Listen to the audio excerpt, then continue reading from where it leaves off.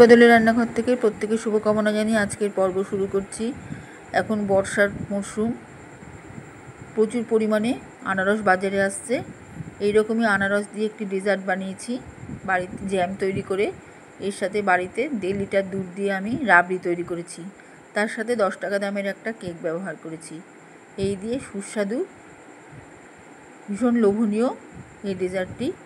আমরা নানা রকম মিষ্টি খেয়ে থাকি, পায়েস ছাড়াও শ্যামাইয়ের পায়েস, সুজির পায়েস, তাছাড়াও নানা রকম রাবড়ি এসব খেয়ে থাকি। আজকে আমি এই রেসিপিটা আপনার সঙ্গে শেয়ার করছি। এখানে আমি এটা বানানোর জন্য একটা আস্ত আনারস নিয়েছি, যেটা 60 টাকা দাম পড়েছে। আনারসের আমি সম্পূর্ণ খোসাগুলো ছাড়িয়ে নেব। প্রথমে এরকম খণ্ড খণ্ড করে কেটে নিয়ে তারপরে সম্পূর্ণ খোসাগুলো ছাড়িয়ে পুরো আনারসটাই ব্যবহার করেছি। এখানে টুকরো টুকরো করে কেটে নিয়েছি।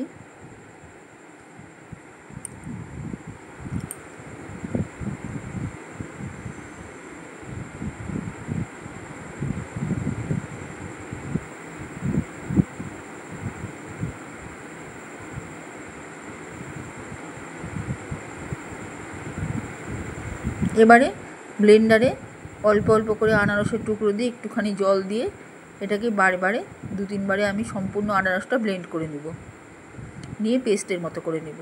সেই পেস্টটাই ছাঁকনির মধ্যে ঢেলেছি। নিচে একটা কাঁচের বাটি রেখেছি যাতে রসটা নিচে পড়ে, আর উপরে চামচা দিয়ে পেস্টটা একটু ওটাকে নেড়ে চেড়ে নিলেই তলায় রসগুলো পড়ে যাবে। এছাড়াও এই আনারসের ছিবড়ের মধ্যে পাল্পগুলোতে যে রসটা ছিল এটা আমি হাত দিয়ে চেপে চেপে বের করে নিচ্ছি। এখানে আমি শুধু ছিবড়েটাই ফেলে দিব।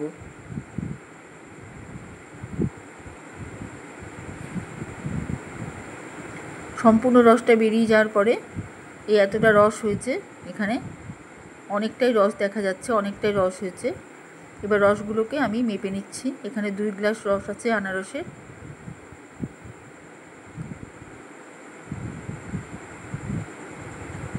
তার সাথে সমপরিমাণ চিনি নেব। একই জায়গায় আনারসের রস আর চিনিটা মিশিয়ে নিচ্ছি।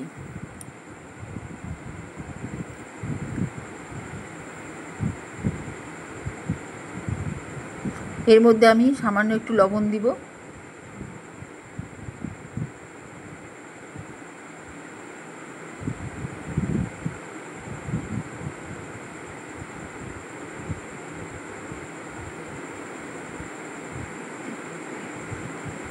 লবণ দিয়ে সম্পূর্ণ চিনির সাথে রসটাকে মিশিয়ে নেব।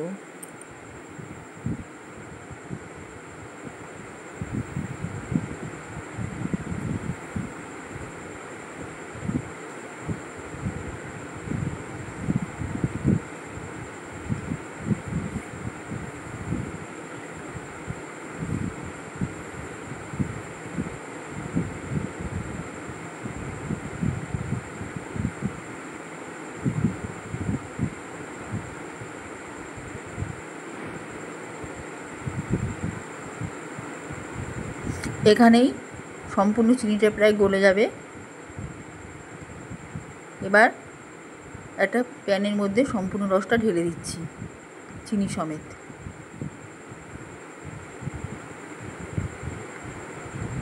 এবার রসটাকে আমি জাল দিয়ে নিচ্ছি আস্তে আস্তে।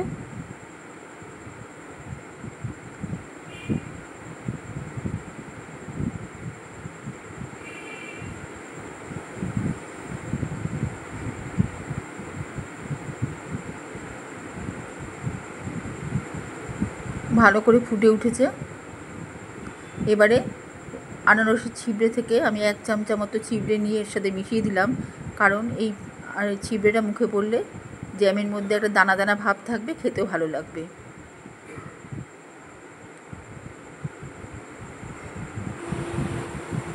পুরো জ্যামটা হয়ে এসছে আমার। বেশি ঘন করব না, বেশি ঘন করলে একটু শক্ত টাইপের হয়ে যাবে।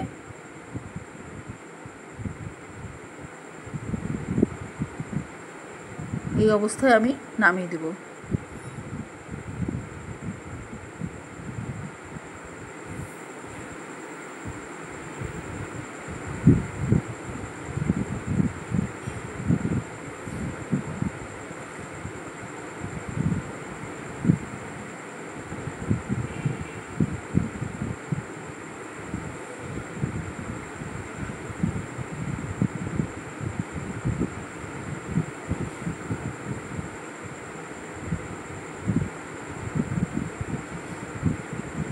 যে দু একটা ছোটো ছোটো আনারসের টুকরো ছিল, আনারসের ছিপের সঙ্গে চলে গেছিলো, সেটা আমি ফেলে দিচ্ছি। এবারে জ্যামটা তুলে দেখাচ্ছি, ঠিক এরকম কালার আসবে আর এরকম ঘনত্ব আসবে। এরপরেও বাতাসের সংস্পর্শে এসে আরও জমে যাবে।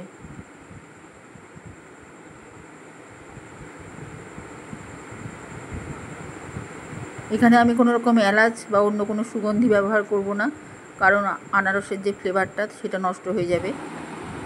এখানে আমি রাবড়ির জন্য যে 1.5 লিটার দুধ, সেটা আমি শুকিয়ে সর ফেলে রাবড়ির মতো করে ঘন করে নিয়েছি। আর এখানটা 10 টাকা দামের একটা কেক নিয়ে এসে কেকটায় প্লেটে রেখেছি। কেকটাকে আমি সাজিয়ে দেবো। কেকের উপরে প্রথমে আমি ঘরে তৈরি জ্যামটা, আনারসের জ্যামটা মাখিয়ে নিচ্ছি।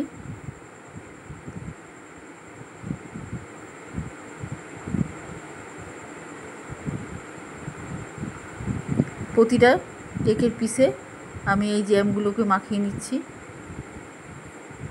এমনি তো কেকের একটা খুব সুন্দর স্বাদ আছে, তার সাথে আনারসের জ্যাম পড়ে এটাকে স্বাদ আরও বাড়িয়ে দিবে। আর তার সাথে রাবড়ি যোগ হয়ে এক অসাধারণ স্বাদে পরিণত হবে।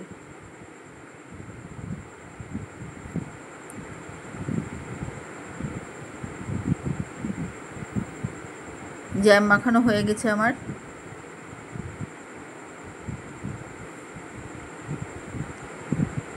এবারে রাবড়ি থেকে বেশ কিছুটা করে রাবড়ি প্রতিটা কেকের ওপরে আমি মাখিয়ে নিচ্ছি।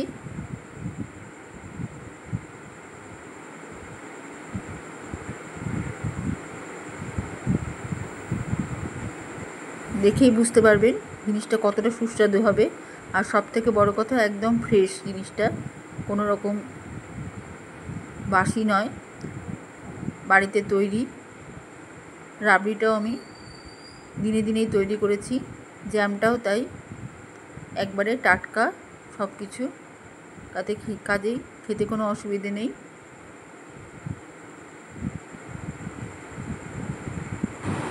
এরপরে আমি এখানে রাবড়ি ঢেলে দিচ্ছি। এটা সম্পূর্ণভাবে টেনে নেবে কিছুক্ষণ রাখার পরে কেকে। তারপরে আমি আবার রাবড়ি ঢেলে দেব। এর উপর দিয়ে আবার একবার করে একটু করে জ্যাম মাখিয়ে দিচ্ছি, যাতে ফ্লেভারটা, স্বাদটা আবার ঠিকঠাক বজায় থাকে। ভিতরে কেকটা থেকে গেল।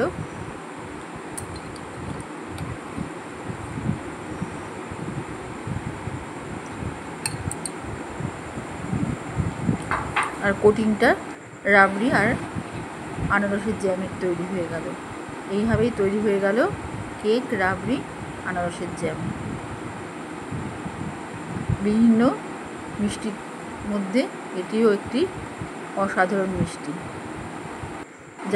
যার মধ্যে সম্পূর্ণ পুষ্টিগুণ সমৃদ্ধ। আজ আমার রেসিপি এখানেই বানানো শেষ। আবার আগামীকাল অন্য একটি রেসিপি নিয়ে হাজির হব।